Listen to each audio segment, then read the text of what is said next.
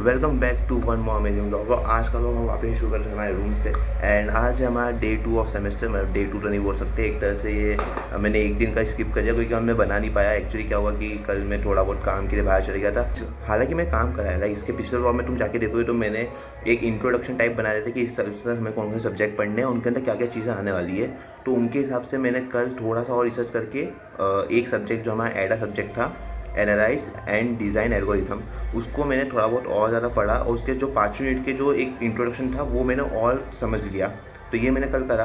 बाकी आज का अगर सीन मैं बताऊँ तो यही है कि हम उनको एक बार देखेंगे डेप्थ में और यूनिट को जानने की कोशिश करूँगा कि उनका है क्या एक्चुअली, और उनकी जो समरी होगा वो लिखूँगा। So that's was the plan of today. बाकी यस, कल भी मैंने काम करा है, ऐसा नहीं कि मैं काम नहीं करा है, बस कल मैं रिकॉर्ड नहीं करा है। आज का हमारा मेन मोटिव ये रहेगा कि हम ये 2-3 काम कंप्लीट कर लें हमारे। और हाँ, मंडे से वैसे भी हमारा कॉलेज स्टार्ट हो रहे हैं। सो मैंने एज ऑलवेज मैंने हेयर कट करवाने का बोला था, लेकिन मैंने कराया नहीं क्योंकि मैं सोचा कि अब मंडे हो जाना है तो संडे को ही करा लेंगे। वैसे ही बहुत ज़्यादा बाल बिगड़ चुके हैं मेरे, आई नो डैट, पर ठीक है यार, चलता है इतना तो। So the main motive is that कि पहले तो हम लोग काम कंप्लीट करते हैं, कल हेयर कट कराएंगे, कल भी होगा तो मैं ब्लॉग बनाऊँगा। और अभी मैं रेगुलर बनाने की कोशिश करूँगा कि कॉलेज जाऊँ या कहीं भी हूँ मैं बनाऊँगा। मैं किसी देरी से शुरुआत करते हैं आज का दिन। हमारा दिन तो वैसे ही शुरुआत हो चुका है, मैं खाना वाना सब खा चुका हूँ, रेडी हो चुका हूँ बिल्कुल आज के लिए भाई। तो फटाफट से शुरू करता हूँ। और जो 5 यूनिट के बारे में मैंने एक इंट्रोडक्शन टाइप लिखा, उसको थोड़ा और डेप्थ में समझ के उनकी समरी लिखते हैं, ताकि कल को अगर कॉलेज में हमें जब भी पढ़ाया जाए तो हम लोग ब्लैंक ना हो, हमें कुछ तो आए उसके बारे में। तो that was the thing, let's go for it.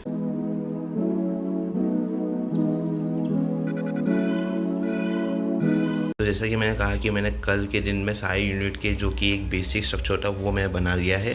लेकिन ये एक ऐसी चीज़ है कि बहुत ज़्यादा शॉर्ट फॉर्म में लिखा गया है, मतलब समझ में आ सकता है लेकिन इतने अच्छे समझ नहीं आ सकता। तो मैंने इधर क्या, हर यूनिट के बाद एक ब्लैंक स्पेस छोड़ी है कि जहाँ पे मैं इसकी समरी लिख सकूँ चैप्टर की, इसके अंदर है क्या एग्जैक्टली।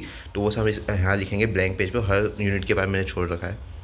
और मैंने इसके बारे में रिसर्च भी करी थोड़ी बहुत, मतलब मैंने सोचा कि मैं थोड़ा लेक्चर देके समझ लूँगा, लेकिन इसके अभी तक लेक्चर भी, न्यू लेक्चर जो है वो अभी तक आया नहीं है, और जो लेक्चर है वो बहुत ज़्यादा पुराने हैं और जिनके डले हुए वो मुझे समझ में नहीं आ रहे हैं। तो आई वॉज जस्ट वेटिंग कि कोई ना कोई डाले एंड मतलब कोई ना कोई लेक्चर उनके चैनल पर डाले समझा के, तो मैं उनको फिर देख सकूँ और समझ सकूँ। लेकिन अभी के लिए मैं चैट जीपीटी से पूछने वाला हूँ इसके बारे में और एक समरी टाइप या लिख दूँगा। तो यस, मुझे समझ में आना चाहिए, बस मुझे ये है, अगर मुझे एक बार समझ में आ गई चैप्टर में है क्या, यूनिट में है क्या, उसके बाद तो ठीक है, फिर और कोई टेंशन नहीं है। अभी जैसे मैंने बोला था कि मैं अब हम पढ़ेंगे और मैंने लिखना भी चालू कर दिया था, लेकिन क्या है ना, अभी बीच में ना बहन का काम आ गया। बहन ने बोला कि वीडियो एडिट करनी है, तो पढ़ाई करनी है, कोडिंग करनी है, लेकिन उसके पहले बहन की वीडियो एडिट करनी है। मतलब भाई वो भेज रही है अभी वीडियोस फोटोज़, लेकिन उसके पहले मैं थोड़ा बहुत लिख लेता हूँ जितना भी होता है। लेकिन ये बात वही बात है कि थोड़ा वो आजकल इंस्टा ट्रेंड भी चल रहा है ना कि I want to rich, I want to get rich, I want to buy a car, I want to buy a house.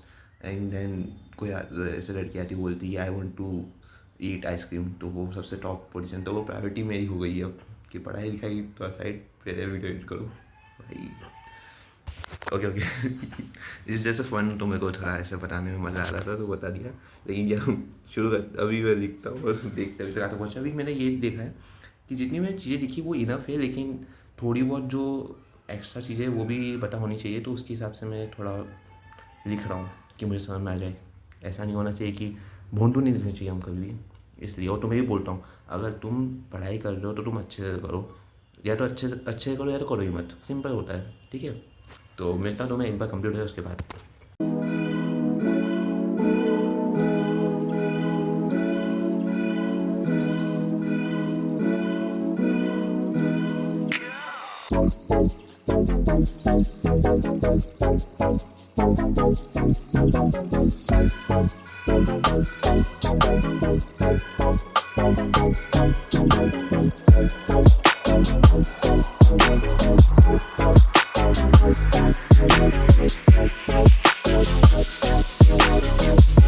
तो as the thing is that कि यूनिट 1 जो होता है वो एक बेसिक होता है। तो इधर हमको एल्गोरिथम के बारे में समझाया गया है कि एल्गोरिथम कैसे वर्क करता है और उसकी स्टेप्स क्या क्या होती है। और इसके अंदर एक जरूरी चीज़ दे रखी जो कि हमें पिछले सेमेस्टर में थी, वो की है सॉर्टिंग। सॉर्टिंग हमें पिछले सेमेस्टर में थी, तुम देख सकते हो यहाँ पे हिप सॉर्ट दे रखा है हमको, और यहाँ पे मर्ज सॉर्ट, बाइनरी सर्च और क्विक सॉर्ट ये भी दे रखा है, जो कि हमें पिछले सेमेस्टर में भी था। आई थिंक इसका थोड़ा अपडेटेड वर्जन ये आगे काम में आना है, इसलिए इसको थोड़ा और बता रहे ज़रूरी थी। पर देखिए हमारे फर्स्ट यूनिट में ये सब था एल्गोरिथम और थोड़ी सॉर्टिंग के बारे में, लेकिन जो हमारा सेकेंड यूनिट थी ये थोड़ा सा मेरे को अलग लगा, क्योंकि ये तो मुझे समझ में नहीं आया था पहली बार में, ग्रीडी मेथड क्या होती है। तो it is a type of method by which we can solve a problem. ये टुकड़ों में बांट के हम इसको सॉल्व कर सकते हो। इसकी बहुत सारी प्रॉपर्टीज़ होती है जो कि तुम्हें मतलब कि नहीं, मतलब तुम जान के क्या ही करोगे, तुम्हें बोर ही होगा। लेकिन यूनिट थर्ड जो आती है वो इससे और ज़्यादा की डायनामिक प्रोग्रामिंग, ग्रीडी प्रोग्रामिंग का एक अपडेटेड वर्जन बोल सकते हैं डायनामिक प्रोग्रामिंग को। ग्रीडी प्रोग्रामिंग जो होती है वो एक तरह से फास्ट प्रोसेस रहती है, लेकिन ये हमेशा रिजल्ट दे ये ज़रूरी नहीं होती है। लेकिन डीपी स्लो रहती है प्रोग्रामिंग मतलब ऐसे सॉल्यूशन में, लेकिन ये हमेशा आपको रिजल्ट दे देती है। अगर ग्रीडी से कोई अगर प्रॉब्लम सॉल्व नहीं होती तो वो डीपी के पास आती है, डायनामिक प्रोग्रामिंग के पास। उसके बाद आता है हमारा बैक ट्रैकिंग। तो it is also one of the algorithm जिसकी वजह से हम लोग प्रॉब्लम सॉल्व कर सकते हैं। इसका मतलब यही है कि जो एल्गोरिथम जो हमारी सब्जेक्ट है analysis and design of algorithm, इसका मतलब ये है कि हम इसके अंदर जानेंगे कि कितनी तरह की मेथड होती है जिसके कारण से हम लोग सॉल्व कर सकते हैं प्रॉब्लम्स को। तो इन्हीं सब चीज़ों के बारे में ये दे रखा है। और आखिरी हमारी एको यूनिट जो कि हमारे पिछले सेमेस्टर में थी वो कि ये ट्री ग्राफ। इन पहले ये अलग अलग थी लेकिन अब इनको मर्ज कर दिया गया एक ही में, तो भाई मज़ा तो आने वाला। और तुम लोग सोच रहे हो कि मैं नीचे यहाँ कैसे आ गया कमरे में, तो एक्चुअली द थिंग से मम्मी बाज़ार चली गई, इसी वजह से मुझे नीचे आना पड़ा। एंड या हमने ये देख लिया है कि कैसी चीज़ें आने वाली है इन थिंग्स की। ये चैप्टर जो हमारा एडा है, एक तरह से बोल सकता हूँ कि इसके अंदर 2-3 चीज़ें बहुत ज़्यादा न्यू है। जो सेकंड, थर्ड और फोर्थ यूनिट है ये बहुत ज़्यादा नहीं है मेरे लिए, बिकॉज द रीज़न मैं एल्गोरिथम के बारे में जानता हूँ, मैं सॉर्टिंग के बारे में जानता हूँ, मैं ट्री और ग्राफ के बारे में जानता हूँ, लेकिन greedy method, dynamic programming and ये सब चीज़ें मेरे लिए भी नहीं है, जिनको मतलब ऐसा पढ़ के तो मुझे बहुत अच्छा लग रहा है। मतलब मैं समझ चुका हूँ कि ये चीज़ें है क्या, लेकिन द थिंग इज़ दैट कि इनको और ज़्यादा डीप पढ़ने के लिए मुझे कॉलेज ही जाना पड़ेगा, और कॉलेज जाके मुझे लेक्चर्स अटेंड करने पड़ेंगे और लाइब्रेरी भी जाना पड़ सकता है। देखेंगे जो भी होता है। बट या अभी के लिए हमारा जो बेसिक एक वो होता है, बेस होता है, वो रेडी हो चुका है, जिसकी वजह से मैं अगर आगे कुछ भी कॉलेज में हमसे अगर इन जनरल पूछा भी जाता है कि क्या होता है कैसे होता है, तो हम लोग मैं बता सकता हूँ वहाँ पे। ऐसा नहीं हो सकता कि मैं चुप बैठा रहूँ। So that was the thing.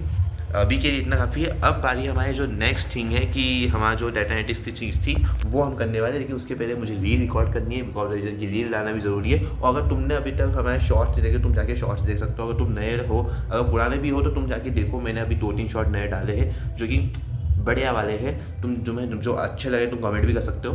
बाकी यस, अभी मैं फटाफट से री रिकॉर्ड करता हूँ, उसके बाद वापस अगला शॉट तुम देखोगे कि मैं डाटा एनालिटिक्स के नोट्स बना रहा होगा। तो लेट्स गो फॉर इट, और मज़ा आते हैं, देखते हैं भाई क्या होता है।